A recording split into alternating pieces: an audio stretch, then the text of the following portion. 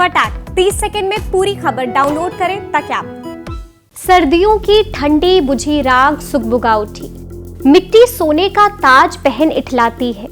दोरा समय के रथ का घर घर नाद सुनो, सिंहासन खाली करो कि जनता आती है। ये पंक्तियां याद हैं आपको? ये पंक्तियां हैं रामधारी सिंह दिनकर की, जिसे जेपी ने अपने आंदोलन के नारों में शामिल कर लिया था।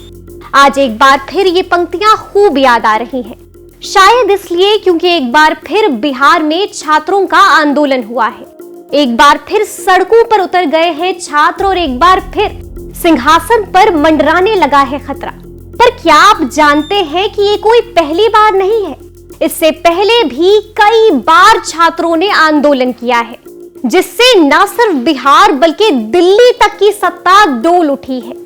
तो चलिए इस रिपोर्ट में आपको बताते हैं कि कब हुआ है बिहार में छात्रों का आंदोलन। नमस्कार, हमारा नाम है समरीन और आपने देखना शुरू कर दिया है बिहार तक। भारत के आजाद होने के बाद बिहार में पहला छात्र आंदोलन हुआ साल 1955 में। ये छात्र आंदोलन बहुत ही मामूली बात पर शुरू हुआ था, जहां विवाद राज्य ट्रांसपोर्ट टिकट काटने को लेकर हुआ था, जो बाद में इतना उग्र हो गया कि एक छात्र की मौत तक हो गई थी।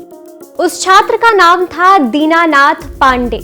दरअसल दीनानाथ सड़क किनारे खड़े होकर बस हंगामा देख रहा था, जहां उन्हें पुलिस की गोली लग गई और उनकी मौत हो गई थी। इसके बाद ये आंदोलन इतना उग्र हो गया था कि बाद में तत्कालीन प्रधानमंत्री पंडित जवाहरलाल नेहरू को पटना आना पड़ा था। फिर भी आंदोलनकारी छात्र नहीं माने। इसके बाद उस समय के ट्रांसपोर्ट मंत्री महेश सिंह को इस्तीफा देना पड़ा था।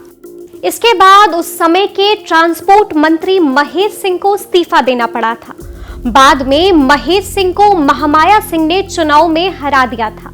उसी समय उन्होंने नारा दिया था कि खादी के चकमक चुनर से दाग खून का नहीं धुलेगा।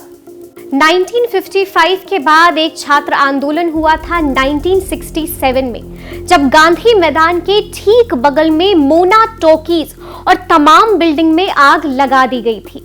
उस समय केबी सहाय मुख्यमंत्री थे। बाद में वो चुनाव हार गए और महामाया सिन्हा मुख्यमंत्री बने। महामाया सिन्हा ने इस आंदोलन में छात्रों का साथ दिया था। वो छात्रों को जिगर का टुकड़ा कहा करते थे। फिर एक आंदोलन हुआ साल 1974 में, जिसने इतिहास रच दिया था।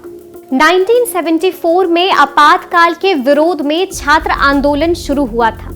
इसी दौरान अखिल भारतीय विद्यार्थी परिषद और समाजवादी छात्रों ने पहली बार एकजुट होकर छात्र संघ संघर्ष समिति का गठन कर आपातकाल का विरोध किया था। इसके लालू प्रसाद यादव अध्यक्ष चुने गए थे और सुशील कुमार मोदी महासचिव चुने गए थे। इस आंदोलन में नीतीश कुमार भी सक्रिय भूमिका में थे। आपातकाल के विरोध प्रदर्शन के दौरान बहुत से छात्रों को बेरहमी से पीटा गया और उनको जेल में बंद कर दिया गया था। नेतृत्व विहीन आपातकाल आंदोलन को नई ऊर्जा के लिए जयप्रकाश नारायण को छात्रों द्वारा आमंत्रित किया गया और उसके बाद उन्होंने संपूर्ण क्रांति का नारा दिया था। बाद में जेपी इसके नेता बन गए थे। फिर एक बार 1990 में भड़की थी चिंगारी और एक बार फिर उतरे थे छात्र सड़कों पर। इस बार ये आंदोलन मंडल आयोग के विरोध में हुआ था। ये आंदोलन स्वर्ण वर्ग के छात्रों द्वारा शुरू किया गया था, जब वीपी सिंह सरकार ने 1990 में मंडल आयोग की रिपोर्ट को लागू करने की घोषणा की थी। ये छात्र आंदोलन पहले तो असंगठित था, लेकिन बाद में राजनीतिक दलों की ओर से इसे संगठित तरीके से आयोजित किया गया। आंदोलन का मुख्य मांग जाति पर आरक्षण को हटाने और आर्थिक विचारों के आधार पर आरक्षण का समर्थन करना था। फिर एक बार आंदोलन हुआ साल 2010 में। इस आंदोलन की शुरुआत एक निजी कोचिंग संस्था से हुई थी।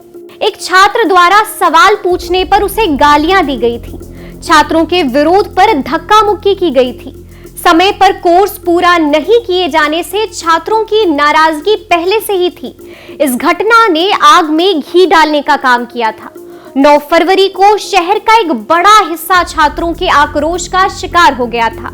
इस आंदोलन में एक छात्र की गोली लगने से मौत तक हो गई थी। आंदोलन 3 दिनों तक लगातार चला। तब बिहार सरकार ने कोचिंग विधेयक लाने की बात कही थी। हालांकि बाद में कोचिंग कानून भी बना, लेकिन कानून को अमली जामा अब तक नहीं पहनाया गया है और अब एक बार फिर से छात्रों का प्रदर्शन हो रहा है, जिसे देखकर एहसास होता है कि बेरोजगार युवाओं का गुस्सा कितना गहरा, और अगर सरकार ने इसे शांत नहीं कराया तो फिर ये प्रदर्शन एक बड़ा आंदोलन बन सकता है। अंत में छोड़ जाते हैं आपको रामधारी सिंह दिनकर के पंक्तियों के साथ। हुंकार से महलों की नींव उखड़ जाती है, सासों के बाल से ताज हवा में उड़ता है, जनता की रोके राह समय में ताव कहां, वो जिधर चाहती काल उधर ही मुड़ता है। दो राह समय के रथ का धर धर नाद सुनो, सिंहासन खाली करो कि जनता आती है। तो ऐसे तमाम अपडेट्स के लिए आप हमारे साथ बने रहें और देखते रहें बिहार तक।